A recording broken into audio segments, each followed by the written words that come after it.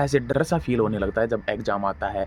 ये सीधा अटैक करता है अपनी कंसिस्टेंसी पर, क्योंकि हम 10-15 दिन तक रेगुलर पढ़ते हैं, सौगन खा लेते हैं, कसम खा लेते हैं, 10-15 दिन के बाद में फ्लॉप हो जाती है। पीछे का याद नहीं तो आगे का कवर कैसे करूँगा, और उस चक्कर में आगे की पढ़ाई भी खराब होती है। कंसिस्टेंसी अगर आपके अंदर है तो आप कोई भी किसी भी फील्ड में आप वहीं पर फोड़ सकते हो। देखो अभी ग्रुप डी निकल चुकी है, दिल्ली पुलिस निकल चुकी है, भाई निकल ही चुकी है, 40-50 नंबर आ रहे हैं।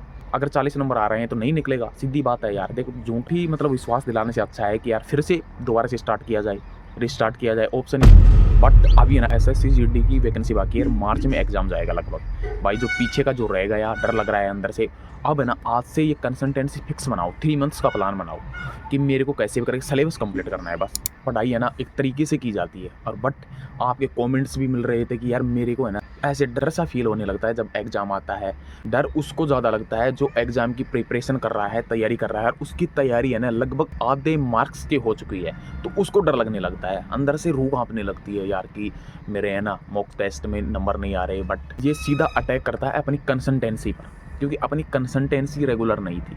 अगर कंसिस्टेंसी रेगुलर रहती है तो अपना वो सिलेबस कंप्लीट हो जाता है, और सिलेबस कंप्लीट हो जाता है तो अपने को किसी चीज़ का डर नहीं होता।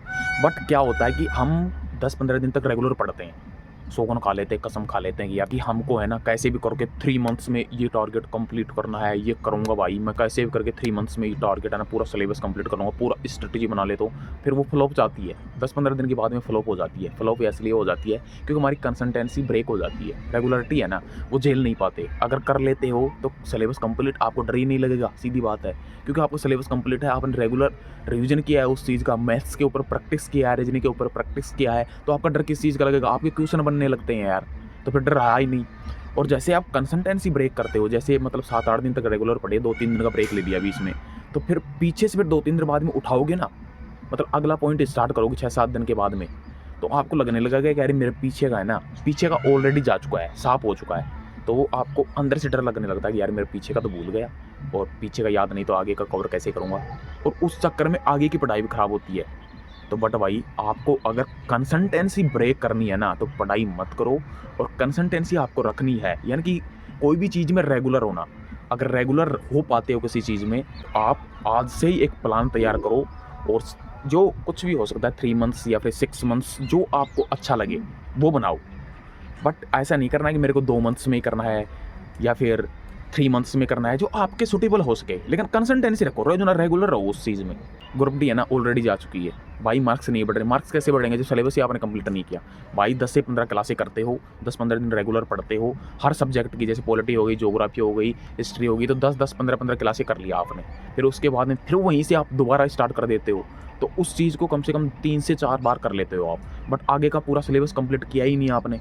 कंप्लीट इसलिए नहीं किया क्योंकि आपने 10-15 दिन के बाद में अपनी कंसिस्टेंसी है, रेगुलरिटी है, जो ब्रेक कर दी, तोड़ दी, तो आपका जो सिलेबस है वो कंप्लीट हो ही नहीं पाया। बट इस चीज़ को कंप्लीट करने के लिए आपको कंसिस्टेंसी बनाए रखनी होगी। कंसिस्टेंसी अगर आपके अंदर है तो आप कोई भी किसी भी फील्ड में आप वहीं पर फोड़ सकते हो। अभी है ना, देखो अभी ग्रुप डी निकल चुकी है, दिल्ली पुलिस निकल चुकी है, भाई निकल ही चुकी है, 40-50 नंबर आ रहे हैं। अगर 40 नंबर आ रहे हैं तो नहीं निकलेगा, सीधी बात है यार। देखो झूठी विश्वास दिलाने से अच्छा है कि यार फिर से दोबारा से स्टार्ट किया जाए, रिस्टार्ट किया जाए, ऑप्शन यही है। अगर 50 नंबर आ रहे हैं हाँ, तो आपका सिक्योर हो सकता है। आप देखो 15 नंबर तो नहीं होंगे, अगर 10 नंबर है ना, 10 नंबर तक बढ़ सकते हैं। अगर 60 नंबर होते हैं तो आप लगभग कर लोगे यार, है ना। 60 नंबर, अगर 60 नंबर मॉक टेस्ट में चले जाते हैं तो आप वहीं पर है ना, कुछ किस्मत भी डिपेंड करती है, तो हो सकता है कि आपको है ना वो चीज़ें मिल जाएँ यार। तो 18-20 दिन का है तो 10 नंबर तो आप कवर कर लोगे, मैथ्स को कवर करके, कंप्यूटर को कवर करके, रीजनिंग को कवर करके, और जीके में भी कम से कम 4-5 नंबर तो बढ़ा ही सकते हो यार इतने टाइम में।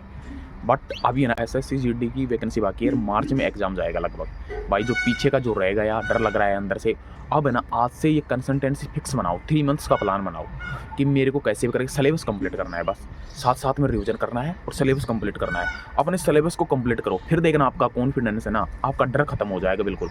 हर चीज़ का सिलेबस कंप्लीट करो, मैथ्स का कंप्लीट करो, जीके का कंप्लीट करो, मैथ्स का कंप्लीट करो, रीजनिंग का कंप्लीट करो, फिर लगाओ ना मॉक टेस्ट, फिर देखना आपको रोकने वाला कौन है।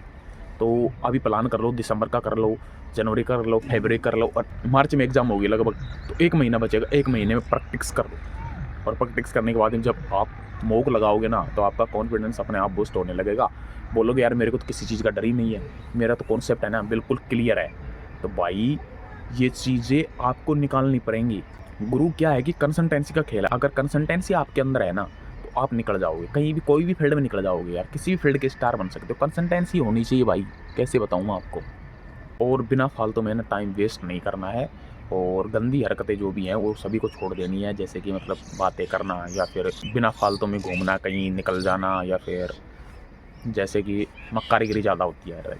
देखो लड़के हैं तो मक्कारीगिरी ज़्यादा करते हैं। मक्कारीगिरी है ना साले खून में ही होती है, हकीकत बता रहा हूँ। मतलब मक्कारीगिरी करना एक ऐसा कॉमन सा हो गया है कि जब तक अपन दो चार किसी को बोलना दे, सुनना ले, दो चार गेड़ी नहीं मार ले गाँव के चारों तरफ, तो तब तक टिका नहीं जाता, रुका नहीं जाता। तो उस चीज़ को कम करो, सिंपल बात है, खुद को कंट्रोल करना पड़ेगा।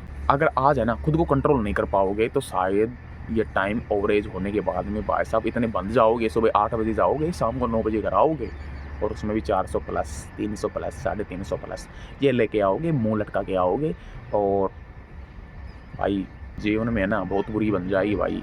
कभी अपने आप को फेस नहीं कर पाओगे यार।